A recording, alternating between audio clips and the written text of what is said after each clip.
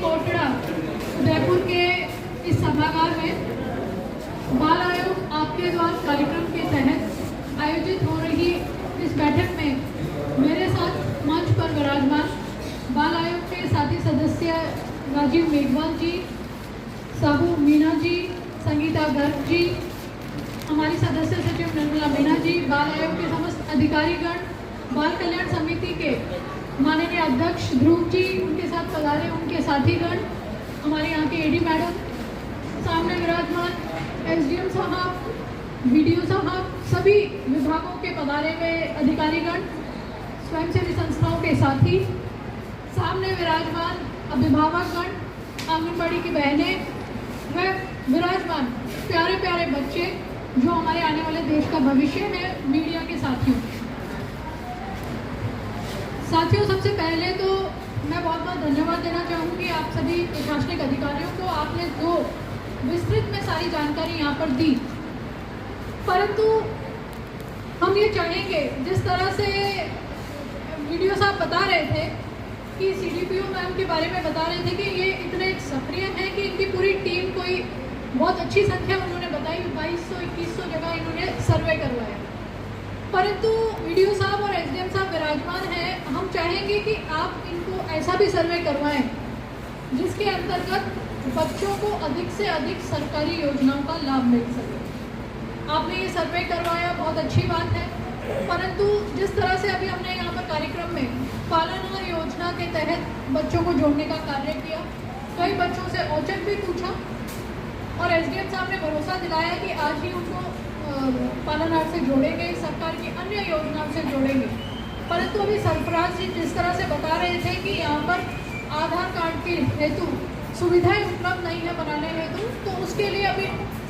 इस बैठक के बाद कलेक्टर से टेलीफोन पर हम बातचीत करेंगे और उनको कहेंगे कि कोटड़ा के लिए ये सुविधा अधिक से अधिक करें,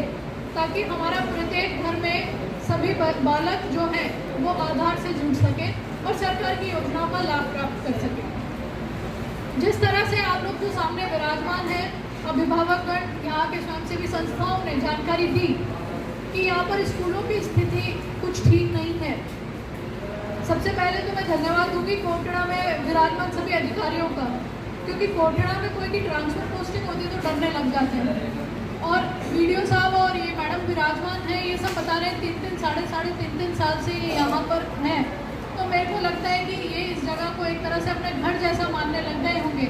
और हम भी जब कोटड़ा के लिए आ रहे थे तो पूरे रास्ते, आप लोग तो यहाँ रहते हो, आपको पता है यहाँ पे कितना आपको तकलीफ होती है, संघर्ष करना पड़ता है, परंतु हम जब आ रहे थे आसपास आमने सामने दोनों तरफ इतने पेड़ पौधे, इतने नदी नाले कि मैंने तो अपने साथियों को कहा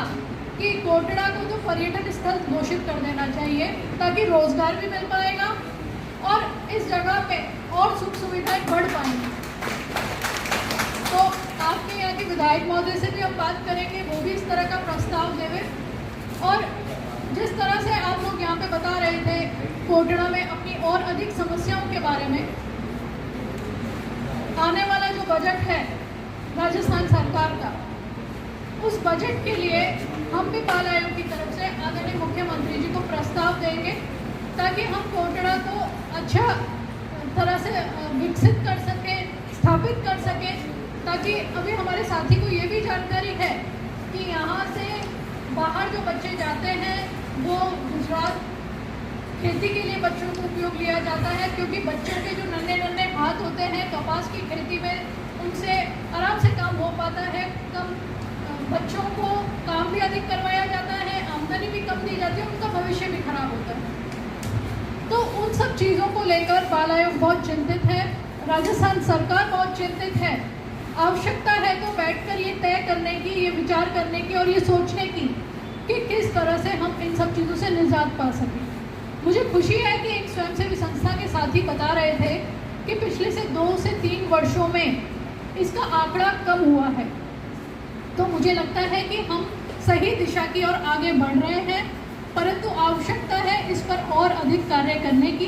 ताकि इस तरह की खबरें जो हमारे मीडिया के साथी सामने विराजमान हैं, इस तरह की खबरें जो है वो बिल्कुल ही बंद हो जाए, सकारात्मक खबरें आने लगे कोटड़ा से भी, अभी जो बच्चियों को मैं पुरस्कार दे रहे थे, मुझे बड़ी खुशी हुई कि एक 10वीं कक्षा की बच्ची का भी अच्छे नंबर से उत्तीर्ण होने पर हमने यहाँ सम्मान किया। तो आने वाले समय में ऐसी सकारात्मक खबरें बाहर आए कि कोटड़ा में कोई बच्ची जो है वो कलेक्टर लग गई, कोई बच्चा जो है वो पुलिस में चला गया,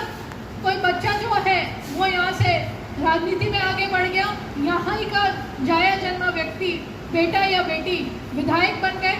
तो वो अपने क्षेत्र की समस्या को और आराम से उठा पाएंगे और यहाँ अच्छा कार्य करवा पाएंगे। तो ये सब चीज़ें तभी हो पाएगी जब हम शिक्षा से अपने बच्चों को आगे बढ़ाएंगे। यहाँ इतनी सारी माताएं बहनें बैठी हैं,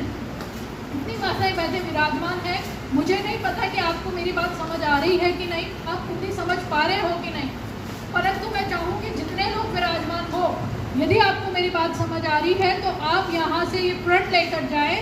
कि हम अपने बच्चों को शिक्षा प्राप्त करवाएंगे, बच्चों को कोई बोझ नहीं समझेंगे। जिस तरह की बात हमारे सामने आई कि हम अपने बच्चियों को जो है वो आगे बेचने का कार्य करते हैं, ये बहुत ही गलत बात है।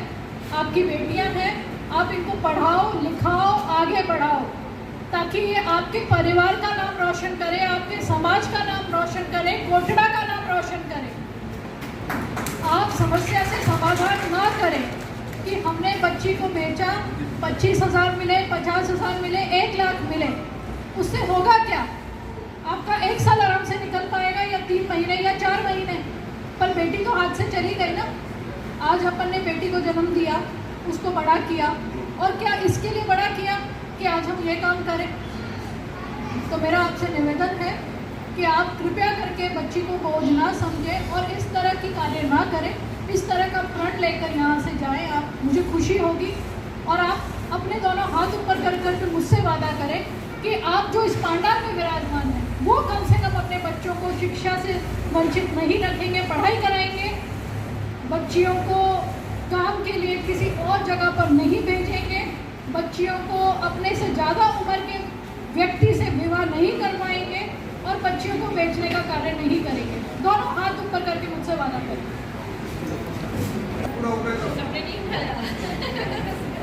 मुझे खुशी है कि आप तक मेरी बात पहुंच पाई है। आप मेरे एसडीएम साहब और वीडियो साहब से ये कहना चाहूँगी कि अगर हमारी और संख्या अधिक होती तो हम अपनी बात और अधिक तक पहुंचा पाते, लेकिन ये काम मैं आप तक छोड़कर जा रही हूँ। आप इतने सारा प्रशासनिक मुलाजमा बैठा हुआ है, मेरा आपसे निवेदन है, मेरी आपसे विनती है कि आप हमारे आसपास के जो यहाँ नहीं पहुँच पाए उन साथियों के साथ भी बैठे बात करें, चाहे वो आंगनबाड़ी में आती हो, चाहे वो स्कूल में आते हो, हमारी शिक्षा से जुड़े हुए अधिकारी विराजमान है, चाहे वीडियो साहब हो, कृपया करके इन लोगों से ज़्यादा वार्तालाप करें। और मुझे खुशी होगी कि आप वार्तालाप करने के बाद मेरे व्हाट्सएप पर वीडियो बनाकर भेजोगे तो मैं उसको वाकई में मानूंगी कि मेरी बात का अधिकारियों पर कोई असर हुआ है। आप मुझे व्यक्तिगत वीडियो भेजना कि आज हमने 10 लोगों को बैठाया और उनको हमने समझाया, तो मुझे खुशी होगी। अभी हमारे शिक्षा से जुड़े हुए अधिकारी बता रहे थे कि शिक्षा के क्षेत्र में जिस तरह से कमियां हैं, और आपने लिखित में कागज़ भी दिया है, ये खाली एक कागज़ नहीं रहेगा, मैं आपको भरोसा और विश्वास दिलाती हूँ। इस कागज़ को मैं ज़रूर सरकार तक पहुँचाऊँगी और मेरा पूरा प्रयास रहेगा कि बाल आयोग के हम लोग साथी जो यहाँ विराजमान हैं, हम लोग में मिल करके सरकार तक आपकी बात पहुँचाएँ और कोटड़ा में जो सुधार कार्य हैं वो करवा सकें, हमारी बच्चों को अच्छी स्कूल प्रदान करवा सकें, बच्चों को अच्छी व्यवस्थाएं दिलवा सकें। परंतु तब तक आप लोगों पे जिम्मेदारी छोड़ के जा रहे हैं कि आप प्रत्येक घर में सरकारी योजनाओं का लाभ दिलवाओ, प्रत्येक घर में बच्चा शिक्षा से वंचित ना रहे, इस चीज़ को सुनिश्चित करने का कार्य आप लोगों के द्वारा करा जाए तो मुझे बड़ी खुशी होगी और मुझे अच्छा लगेगा कि आज हमारा इतने किलोमीटर यहाँ चलकर आना सार्थक रहा। मुझे खुशी होगी इसको लेकर। अभी मैं एक आवासीय विद्यालय में गई, वहाँ पर जो बच्ची तिलक लगा के स्वागत कर रही थी, वहीं पे मैं नाम नहीं लूँगी, अधिकारी के द्वारा कहा गया कि ये ट्राइबल बच्चे हैं। कृपया कर ट्राइबल बच्चे ना कहा जाए, ट्राइबल बच्चियाँ नहीं कही जाए, वो बच्चियाँ हैं, इसके आगे ये शब्द ना लगाया जाए। मैं आपसे निवेदन करूँगी अधिकारियों से कि इस तरह की बात ना कही जाए, बच्चों में ये भेदभाव ना होना चाहिए। इसके अलावा अच्छा लगा आज आप लोगों के बीच में आके, आप लोगों को सुनकर, जानकर, और कोटड़ा में क्या मूल समस्याएं हैं ये जानने का मौका मिल पाया। बाल आयोग धरातल पर जब जाता है तो उसका यही कार्य है कि वो पता कर सके। हम अखबार में पढ़ते हैं, हम टीवी में देखते हैं, परंतु हम खुद वहाँ पर पहुँचते हैं, उसके बाद हमें पूरी चीज़ों की जानकारी लग पाती है कि यहाँ पर क्या कमी है और हम क्या कर सकते हैं उससे हम ये सुख सुविधा दे सकें। तो आपके यहाँ पर आकर जानकारी प्राप्त हुई, मुझे खुशी हुई कि आप अभिभावक यहाँ विराजमान हैं, जो बच्चे यहाँ विराजमान हैं, जिन्होंने विज्ञापन दिया, यहाँ पर हमको ज्ञापन देकर गए हैं, उन लोगों को भी पीड़ा है कहीं ना कहीं कि हमारे भी स्कूल अच्छे हों, सुंदर हों, पानी ना टपके और पूरी सुविधा हो तो हम अच्छे से पढ़ाई कर सकेंगे। आप लोगों की बात हमारे तक पहुँची, हम अपना पूरा प्रयास करेंगे कि हम आपको ये सुख सुविधा दिलवा सकें और आपकी बात वहाँ तक पहुँचा सकें। और जहाँ जो शिक्षकों का अभाव है उसको लेकर भी हम राजस्थान सरकार के आदरणीय मुख्यमंत्री से बात रखेंगे, ताकि कोटड़ा में जो आसपास के ग्रामीण क्षेत्र का व्यक्ति है, जो आसपास के जिले का व्यक्ति है, कम से कम वो यहाँ ट्रांसफ़र हो जाए, ताकि आप लोगों के यहाँ पे शिक्षक पूरी तरह से रह सके। इस तरह की हमारा प्रयास रहेगा। आप लोगों के बीच में आके अच्छा लगा और मैं पूरा विश्वास और यकीन करती हूँ कि आप लोग हमारे आने का जो है वो मान रखेंगे, सम्मान रखेंगे और अपने बच्चों को एक अच्छा भविष्य देने में अपनी माँ और बाप पूरी कोशिश करेंगे। मैं ऐसा पूरा विश्वास करती हूँ और साथ में अधिकारी भी सपोर्ट रखेंगे। इन्हीं सब शब्दों के साथ में बहुत बहुत धन्यवाद, आभार। जय हिंद, जय भारत।